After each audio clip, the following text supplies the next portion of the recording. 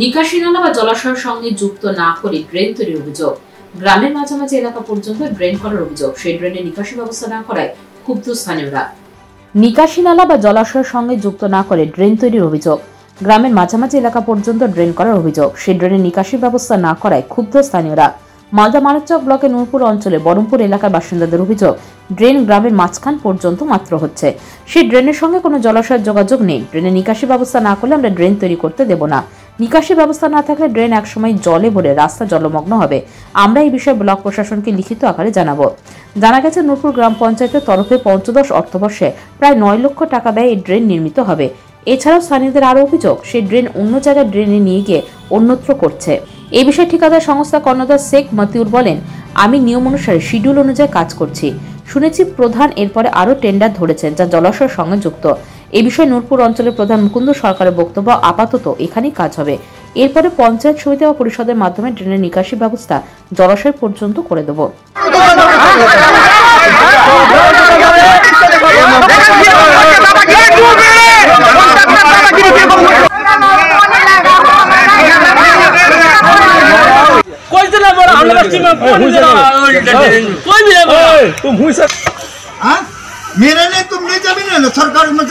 এই ড্রেনের জন্য আমাদের অভিযোগ আছে, মেন অভিযোগ আছে এটাই আমাদের, এই ড্রেনের জল যে আসবে অন্য জায়গা থেকে আমাদের বাড়ির সামনে, আমাদের যে গ্রামের মধ্যে জলটা জমা হবে, এটাই হলো আমাদের মেন অভিযোগ।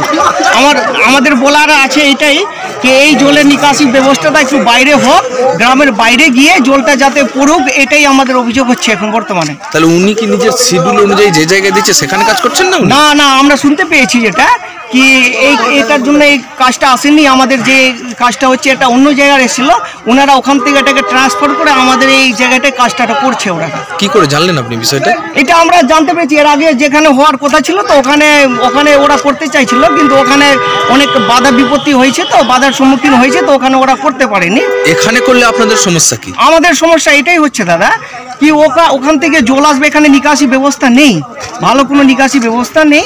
এবার ওই যে ওখান থেকে ওদিক থেকে জলটা আসবে, এটা আমাদের মেন গ্রামের মধ্যেই জল এসে জমা হবে, রাস্তার মধ্যে ওভারফ্লোয়িং হবে যখন ড্রেনটা, তখন এখানে গ্রামের মধ্যেই জলটা জমা হবে, তার জন্য অনেক বিভিন্ন রকমের পলিউশন সৃষ্টি হবে, ওটাই আমাদের প্রবলেম হচ্ছে। কি চাচ্ছেন?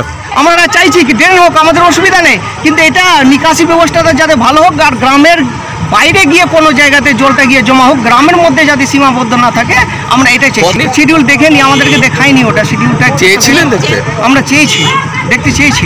অভিযোগ করবেন? অবশ্যই করবো, কেন? যাতে বাইরে নিকাশ অব্দি গ্রামের বাইরে চলে যায়, মানে এটা গ্রামের মধ্যে এসে শেষ হয়ে যাচ্ছে, এটা ওই লাস্ট অব্দি গেলে আমাদের ভালো হবে। কি তৈরি হচ্ছে না ড্রেনটা যে করছে এটা মাঝখানে হয়ে গেলে, এখন আমাদের যদি থেমে যায় অব্দি হয়ে, তো আমাদের ওইখানকার গ্রামবাসীদের অনেক অসুবিধা হচ্ছে। কি করে জানলেন কি থেমে যাবে? সবাই বলছে এখান অব্দি হবে কাজটা, শিডিউলটা এখান অব্দি আছে, এর বাইরে পরে আসবে, তারপরে একবারে হয়ে গেলে আমাদের ভালো হবে। অসুবিধা বলতে জল যাবে এখানে, গ্রামে যে মশা যে নালার পানি আনিতে বুঝতে পারে, কাঁচরাটা হয়ে গেলে অনেক অসুবিধা। আমাদের ওইটাই চাই কি লাস্ট অব্দি হয়ে গেলে ভালো হবে। আমার কাছে আসেনি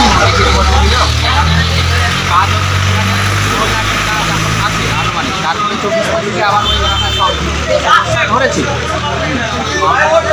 এরপরে যা হবে ধাপে ধাপে ধাপে ধাপে গ্রামে পাক করে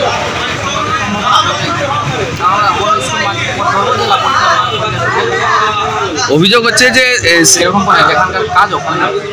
আচ্ছা, কত লাখ টাকা বরাদ্দ হচ্ছে কাজ? কাজ আছে 9 লাখ। 9 লাখ টাকা? আচ্ছা, কোন ফাইন্যান্স থেকে হচ্ছে? আচ্ছা, তো এই এলাকাবাসীর অভিযোগ যে করছে, আপনার করণীয় কি? আপনি কি করবেন? আমি সেটা দেখবো, নিয়ে যাবো, বাকি কতগুলো কাজ, কত টাকার বাকি থাকে, ওখানকার সদস্য যত দিয়েছে তার মধ্যে হচ্ছে কিনা ওটা দেখবো। আমি তো কাজ শুরু হলো, এটা পরপর 3টা স্ক্রিন আছে, কাজটা শুরু করলাম। প্রধান সাহেবের সঙ্গে ওনারাও বলেছিলেন, আমিও বলেছি কি আরও যাতে কাজ দেওয়া হয়, গ্রাম আছে কিছুটা বাড়ি থেকে যাচ্ছে, যাতে জলটা জলাশয় যে জায়গা আছে সেই জায়গাতে যাওয়া যায়। এর ব্যাপার আমিও প্রধান সাহেবকে বলবো, জানাবো কি যাতে গ্রামবাসীদের কোনো অসুবিধা না হয়। জল নিষ্কাশনের ব্যবস্থা করতে পারবেন? এখন যতদূর আমার মানে স্ক্রিনে আছে ওইটুকু তো আমি করবো। আবার প্রধান সাহেবকেও আমি জানাবো, ওনাদেরকেও বলবো, ওদের স্থানীয় মেম্বার আছে ওনাদেরকেও বলবো আরও যাতে স্কিম ধরে, আরও নাকি ধরে যে কিছুটা কাজ হয়ে যেতে পারে, ভরসা করছি হয়ে যেতে পারে। কোন 15 FC থেকে কাজ হচ্ছে। আচ্ছা, কত টাকা বরাদ্দে? এটা আমার মানে 3টা কাজ আছে আপনার, 3টা কাজে 2টো কাজ আমার আছে।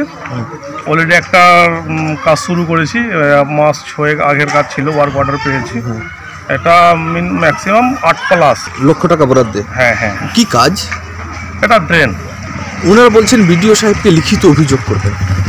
ওনারা কি লিখিত অভিযোগ করবেন আমি তো সেটা বলতে পারবো না। এইমাত্র তো কাজ করলাম, এখন ড্রেসিংয়েরই কাজ চলছে, খোদাই হয়েছে, বাকিতে আমি তো কিছু বলতে পারছি না। আপনি কাজ করবেন? হ্যাঁ, আমি তো কাজ করবো, কেন কাজ পেয়েছি, জিপি থেকে দিয়েছে, কাজ নিয়েছি, কাজটা করতে হবে। আপনি নিয়ম অনুসারেই করছেন কাজ? হ্যাঁ, আপনারা তো দেখতে পেলেন কি আছে, কাজ করছে জিসিবিতে, খোদাই এখন ড্রেসিংয়ের কাজ চলছে, তাই তো ওনারা অভিযোগ করছেন জল কোথায় যাবে করবে।